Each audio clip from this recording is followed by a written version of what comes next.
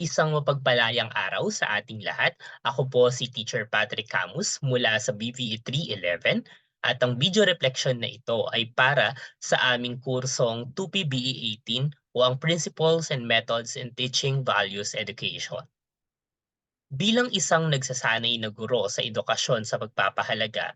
napakahalaga no na matutunan namin yung kung paano ba ituturo yung mga malalawak na konsepto o paksa sa values education. At laging katanungan ko sa aking sarili, paano ko nga ba ituturo ang mga ito pagdating ko sa field o pagdating ko mismo sa classroom setup? Ano yung mga magiging estratehiya, ano yung mga magiging paraan ko upang mas mapadali at mas maintindihan ng mga mag-aaral ang mga paksa o konsepto na aking ituturo.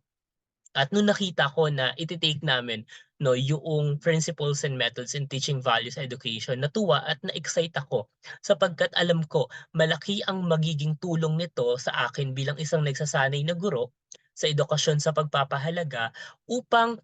makabuo at mailatag ko ng maayos yung aking pansariling estratehiya at yung mga approaches na alam kong um, gagamitin ko in the future at siyempre na sa pagtuturo ng mga paksa ng values education sa mga mag-aaral, lalong-lalo na napakalawak ng mga konsepto at paksa na ito, hindi ito ganoon madaling maintindihan ng mga mag-aaral gaya ng mga nasa elementarya at ganoon din ng mga nasa sekondarya. Kaya yung mga approaches na naituro sa amin sa kursong ito, napakahalaga sapagkat at napakalaking tulong sapagkat binibigyan nitong ilaw at binibigyan nitong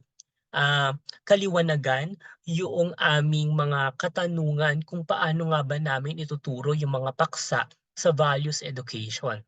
Malaki ang aming pasasalamat kina Professor Carlo Ramos at ganoon din kay Professor Marte sa pagbabahagi ng kanilang kaalaman at kahusayan pagdating no sa mga approaches na ito.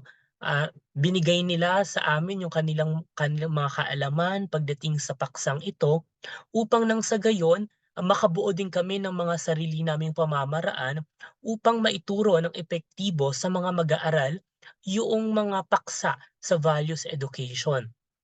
Kaya napakahalaga at patuloy kong hahasain yung aking sarili bilang nagsasanay na guro sa edukasyon sa pagpapahalaga upang patuloy akong makabuo ng iba't iba pang mga paraan upang madali at maayos at malinaw na maituro ang mga paksa sa edukasyon sa pagpapakahalaga o sa values education.